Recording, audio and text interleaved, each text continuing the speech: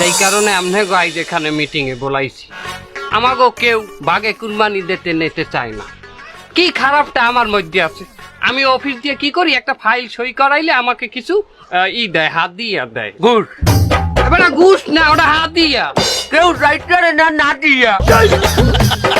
তোমার ইনকাম আর আমার ইনকামের মধ্যে বহুত ব্যস্তম আছে। হ্যাঁ এটা আমিও জানি। তোমার না সুদ কর, আমি না ওটা হন্টে খারাপ হুনাই মুনাফা কা মুনাফা মুনাফা খাও আর নীলুফা খাও আর সুদ তো সুদ আর পাপ হেমালা পাপ।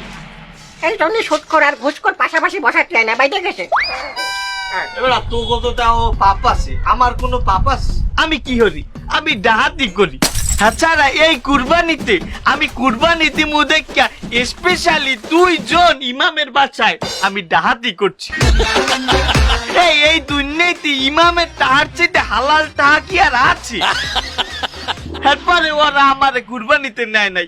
আমার ইনকাম 100% হালাল। আমি কোনোদিন হারাম খাই না।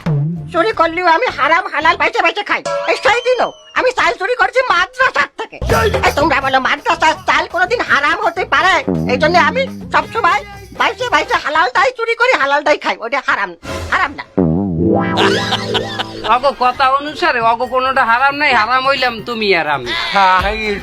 আমার হিসাবে তো আমার অগলগ কুরবানি আমাকে হয় না। না না না না এই তোমরা তো গ্যাঞ্জাম করে না, ধরো এই মালের বদলে নেও, তুমি নেও, নিয়ে একটু খাও।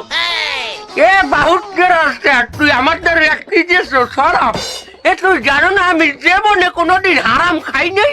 কি তুমি হারাম খাওনি? তুমি যে সুদ খাও ওইটা কি হালাল? হালাল? এ তুই যে শরাবটা খাও এটা তো তোর ডাইরেক্ট শরীরে হিট করে, কিন্তু আমি যে সুদটা খাই এটা কোনো অস্তিত্ব আছে? ওটা তো আমার শরীরে যায় না। কি এতদিন মাল খেলাম, কই কোনোদিন আমার শরীরে হিট করেনি। হ্যাঁ তুই আন্দাজ পাও?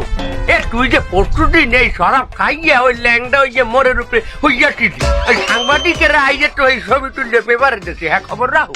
তাও আবার 4K রেজুলেশন 4K। ওই যে পাশার খুঁড়ার দাগও দেখা গেছে। হ্যাঁ ক্লিয়ার। কোনো হানে একটু বেলারও হরে নাই, একটু গোলাও হরে নাই, সব দেখা গেছে। ওরে মাইশের পাশা, মাইশের দেখলে কিছু হয় না। তারা আমাকে মানে যাই বলুক, আমাকে চোর ডাহাই সুদখোর যাই গুটকর একটা কথা বলতে আছি এখানে। হ্যাঁ স্যার, আমাকে মানে যাই বলুক, আমাকে চোর ডাহাই ঘুষখোর সুটকর। হ্যাঁ আবারও না, আমরা চোর ডাহাই সুদখোর, ঠিক আছে, কিন্তু আমরা একটা বড় গরু দিয়ে কুরবানি দিমু মানে কইবে যে সুদখোর হইলেও বড় গরু দিয়ে কুরবানি দেবে।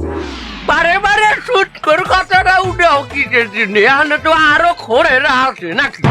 সবাই কথা কথা আমরা পেবাককে খোরেরা মিলিয়া আমরা এমন একটু কুরবানি দিমু এলাকার মানুষ আইয়ে থাকবে যে এই খোরেরাই বড় সোয়াবটা নিয়ে গেল। কি কম? হয় এছাড়া গোস্তের দাম কিন্তু এখন মার্কেটে অনেক বেশি। আমরা বড় গরু অল্প টাকায় কুরবানি দিলে গোস্তও বেশি পাবো। রোস্তম ভাই, একটি আমার নিয়ে আপনি কোথায় যাচ্ছেন? যদি মাল খান তাহলে এক জায়গায় বসেন, বসে একসাথে আরাম করে খাই ভাই। আর এবারে তোর আছে হারা দিন এই মাল খাওয়া লইয়া, এবারে 2 দিন পর কুরবানি, তোর হে খবর আছে? আবার কয় আছে তো। এবারে এই যে আমাগো মতো যারা 2 নাম্বার লাইনে খাইতে খাই এগুলো কেউ কুরবানিতে নেয় না, তুই এই খবর? বেটা তুই চাপ, ওটা 2 নাম্বার লাইন না, ওটা 2 নাম্বার রাস্তা। আরে বেটা একই কথা, যাই হোক আমাগো মতো মানুষের তো কেউ নেয় না বেটা কুরবানিতে। এলে কি আমরা একটা সিদ্ধান্ত নিছি, আমাদের এই লাইনে যারা আছে এই কমিউনিটিরে হন বেটা, এই কমিউনিটিরা সবাই মিলে একটা মিটিং আয়োজন করছে বুঝছো। আমরা এখানে যাব, আমরাও দেখাই দেবো যে আমরাও কুরবানি দিতে পারি বুঝছো, আমাদের এই টাকায়ও কুরবানি হয়, এই জিনিসটা দেখাই দেবো। তোর ভালো তো মিটিং মানে অনেক লোকজন থাকবে। ভাই সেই তো আগে বলছি রোস্তম ভাই, আমি আরো 2 বোতল মাল নিয়ে আসতাম তাহলে ভালো হতো।